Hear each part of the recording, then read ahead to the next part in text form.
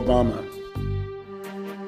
He's not what you think. They're trying to make him look like a Muslim. In the U.S., he may have been a Muslim at one point, but they want to hide in the U.S. But in the world, they want to say, oh, he's a Muslim. You should like him.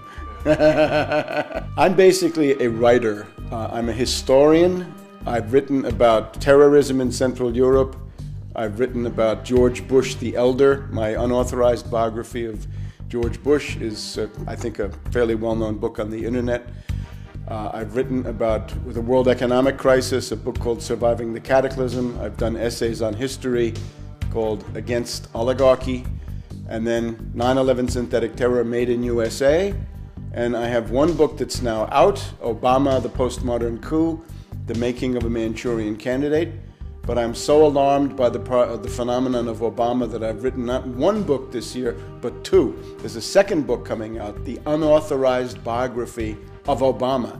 In terms of US politics, my task is basically to call people's attention to the most dangerous covert operation that's going on at any given time. From 2001 to 2007, that was the entire 9/11 myth and the attempt to start wars, the Afghan war, the Iraq war, and for a time, the Iran war.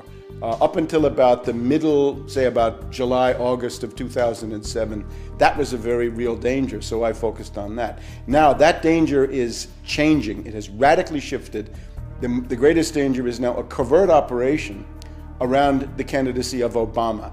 It's a kind of political coup d'etat going on in the United States with great danger for the world, because the policy represented by Obama is more aggressive, more militaristic, and generally speaking, more catastrophic than anything the neocons had. There's nothing good to say about McCain, just much worse things to say about Obama. Obama is a world tragedy in the making. This is a catastrophic situation if Obama becomes president. He is a puppet of the Trilateral Commission, and in particular of Zbigniew Brzezinski. And this is a clique of bankers.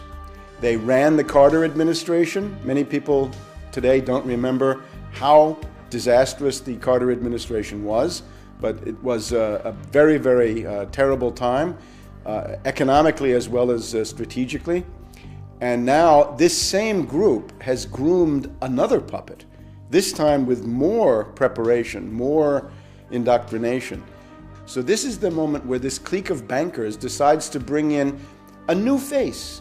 And this time, not a right-winger, not a neocon, but a left-wing demagogue who promises hope and change, but actually represents policies that are qualitatively worse, qualitatively more destructive, and he can deliver Europe as pawns, as puppets, as expendable assets. Because the project of the next administration in the US, if it's Obama, is going to be not so much wars in the Middle East, but wars on a greater scale. Because Brzezinski says the center of power in the world is not Iran, it's Moscow and Beijing.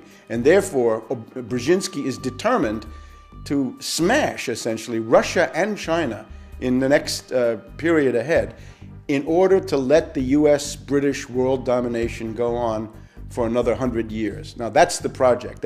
That's more ambitious than any neocon, and it's more adventurous, and it's more dangerous. So people in Europe had better wake up that silly romantic illusion they have about Obama is going to be suicidal for them if they don't understand this.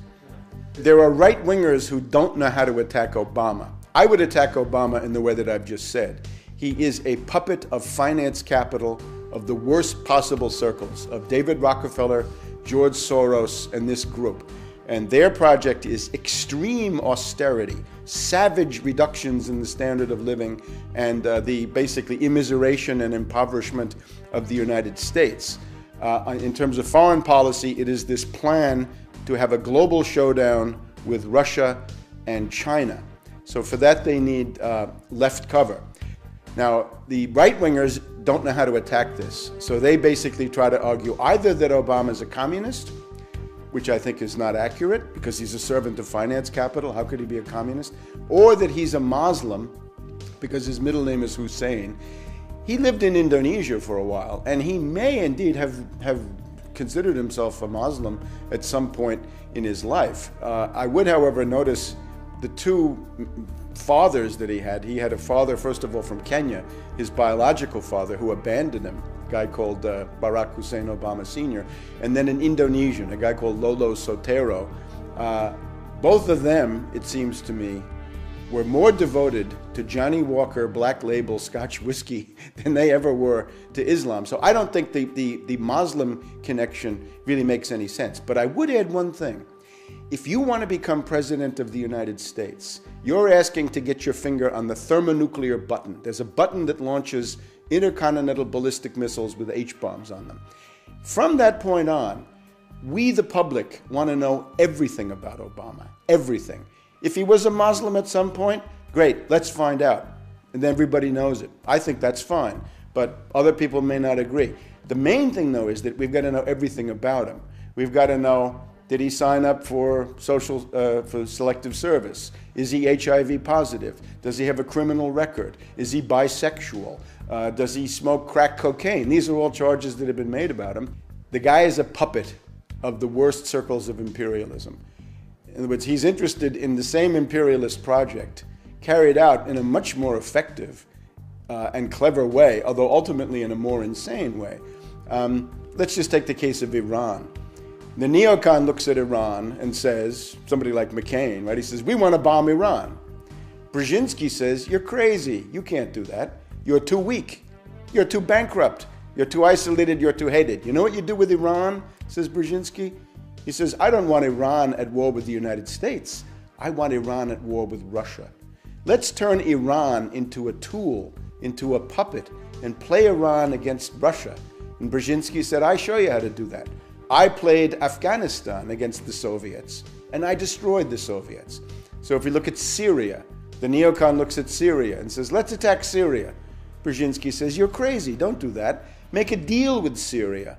There's a very important Russian naval base in a place called Tartus on the Mediterranean.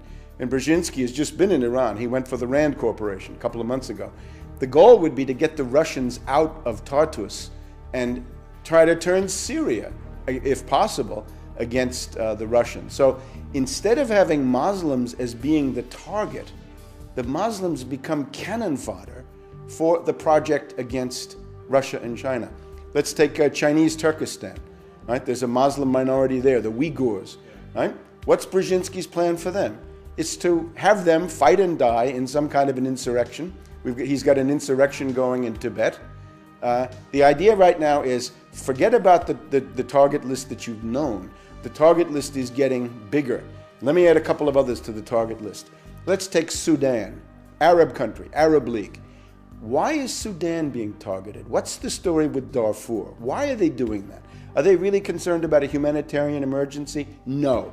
They're concerned because 7% of the oil for China comes from Sudan. They're looking desperately for a pretext to go into Sudan, overthrow General Bashir, and cut off that oil going to Sudan. Now let's take the really big one. Up until now, everybody's been focused on Iran. And will the US attack Iran? Will the Israelis attack Iran? I say no, they won't. The US and the British will not. I can't exclude some Israeli crazy. That's possible. But I don't even believe in that.